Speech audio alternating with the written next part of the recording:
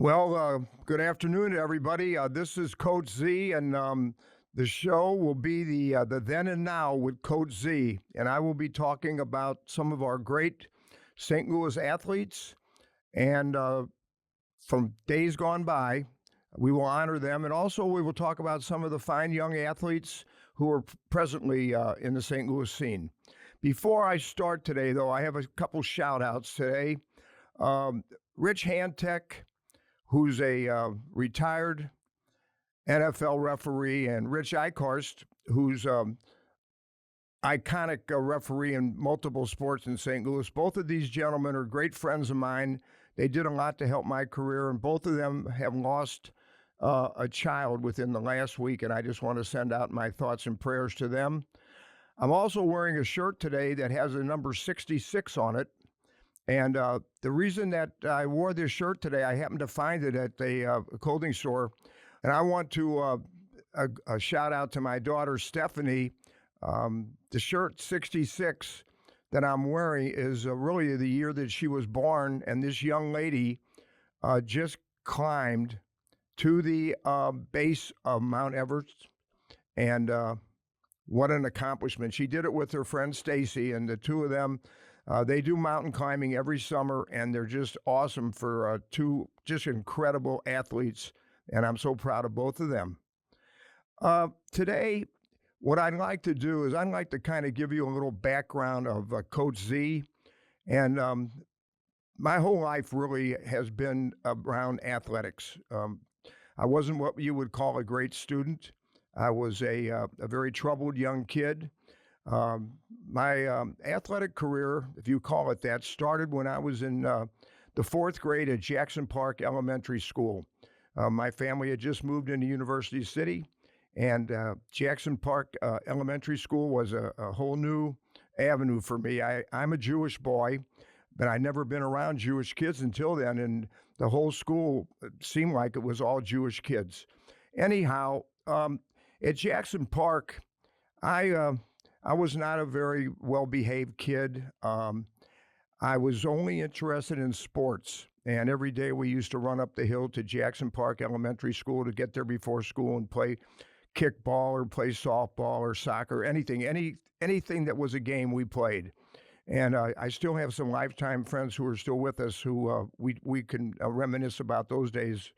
Anyway, while I was at Jackson Park Elementary School, a group of guys, young boys, we formed a baseball team.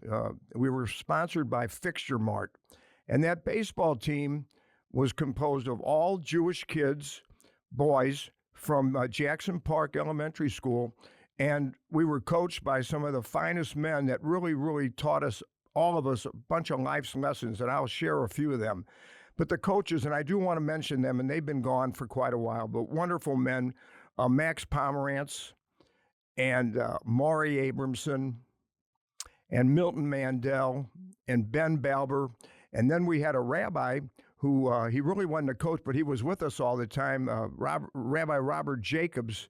And the reason Rabbi Jacobs was with us, I think, was he had a son who was maybe a little wilder than me, and it was a way for him to keep his eye on this young guy. But anyway, this team, we didn't play 50 games in the summer like kids do now. We played every Sunday, and we were in the Bantam division of the George Corey League, who George Corey is a iconic figure in this area. What he's done for young kids over the years is incredible.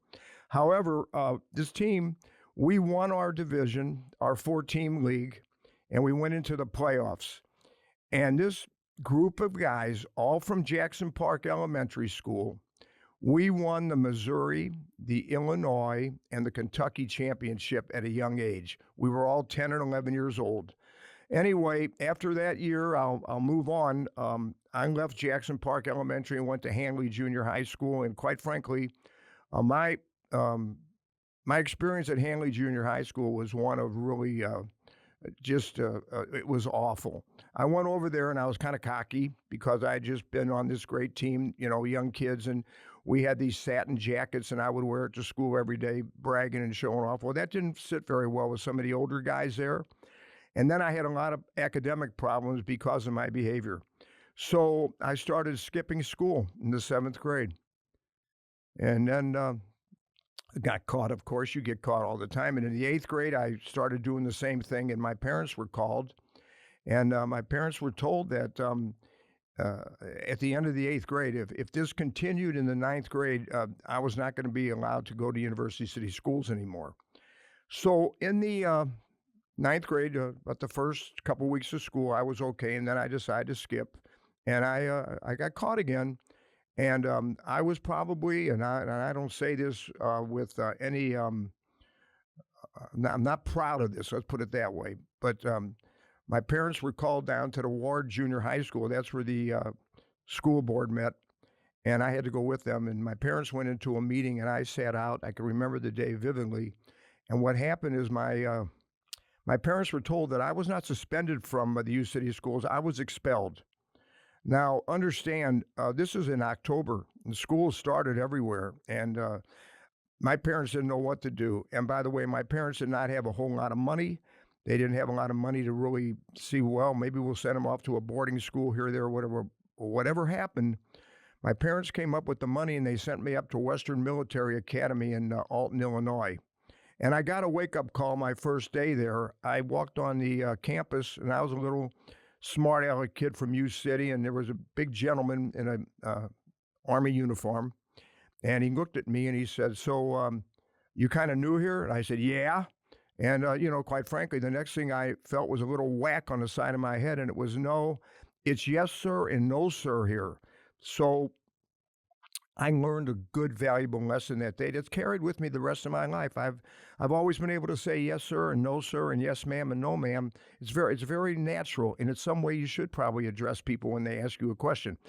The guy who did that to me was a guy by the name of Don Rumley, and he became my coach in multiple sports at Western Military Academy. And this was one tough man, and he really was on me from day one, from that day that he gave me a whack on the side of my head. But I knew that Don Rumley cared about me, and it was only the second teacher in my young years that I really felt cared about this little guy. The other was Miss Margaret Palmer, who was my 5th grade teacher over at Jackson Park Elementary School.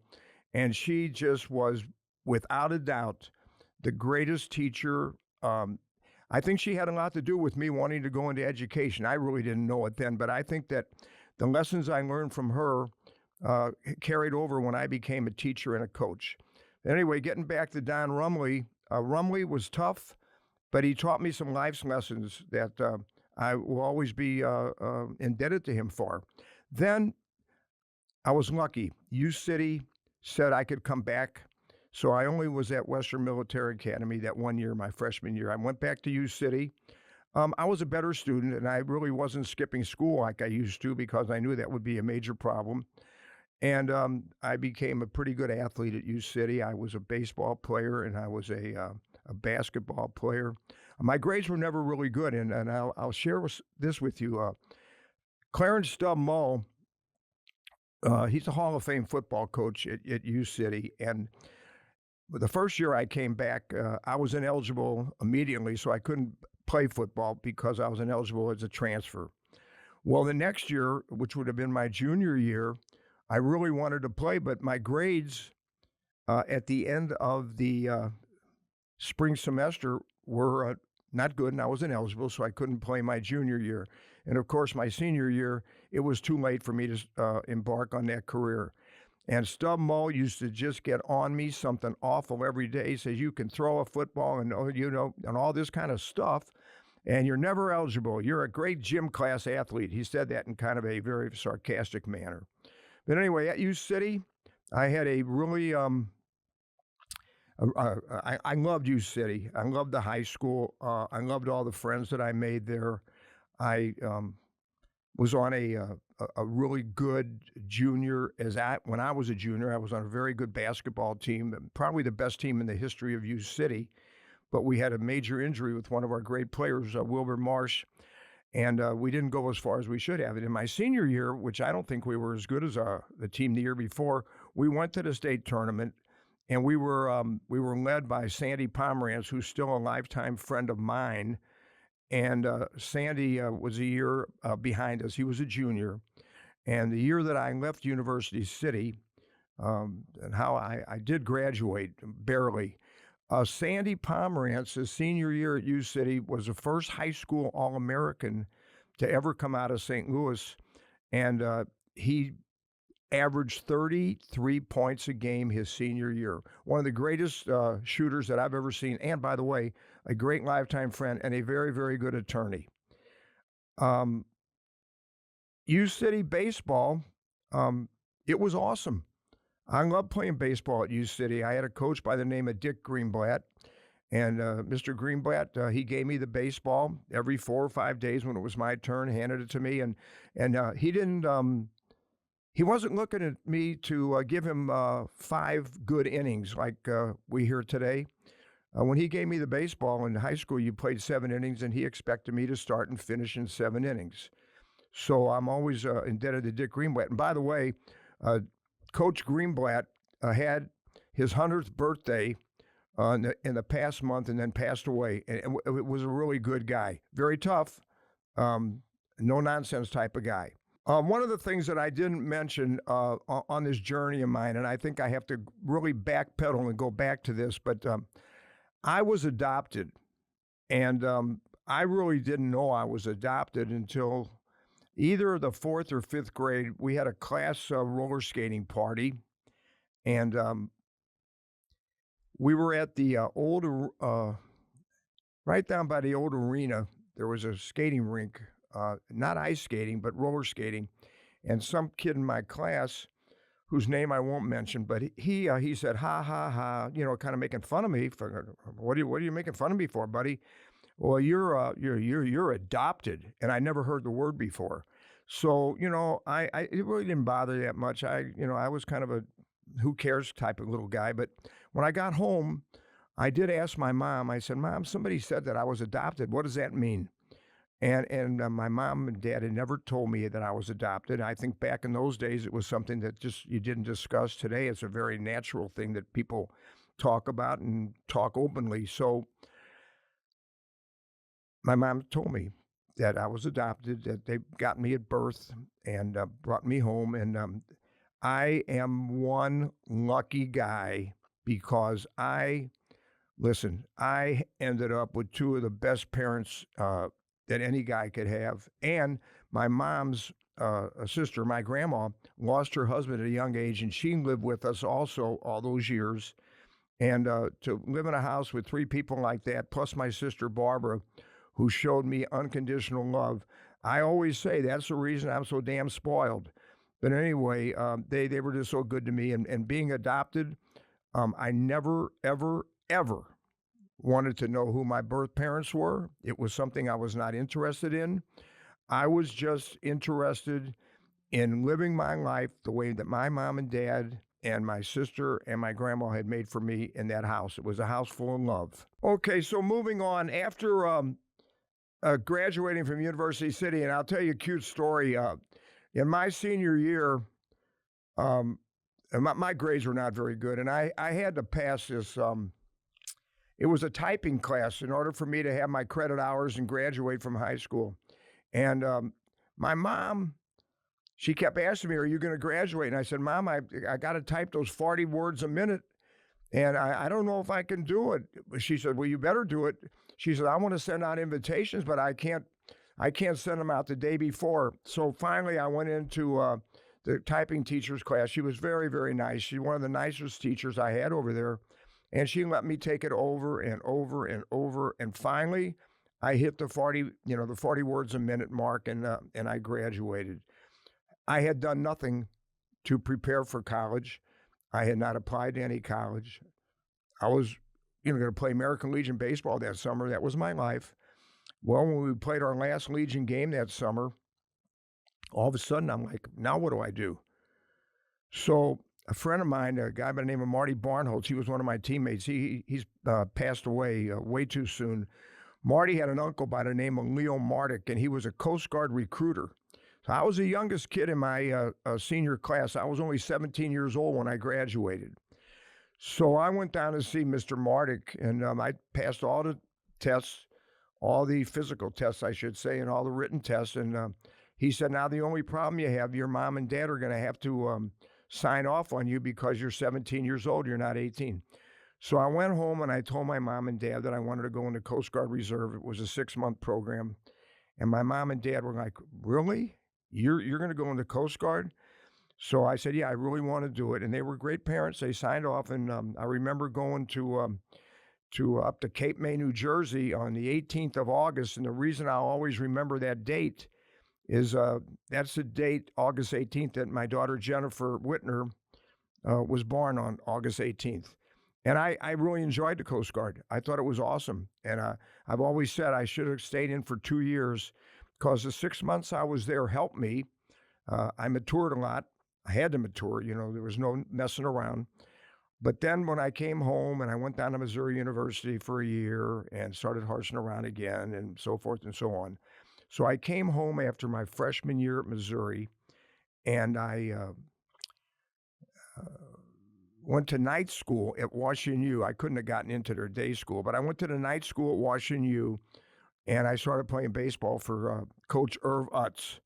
And boy, was that it had to be one of the highlights of my athletic career, playing baseball over there. We had some terrific teams. We had a great coach, Coach Irv Utz. He was about 5'6" tall,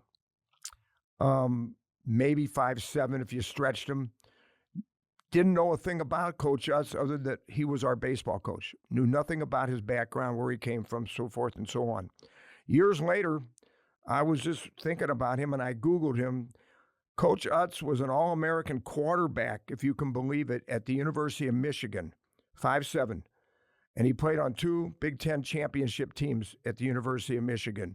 And not one time did he ever tell any of his players his background. He was as humble as they come and a terrific baseball coach.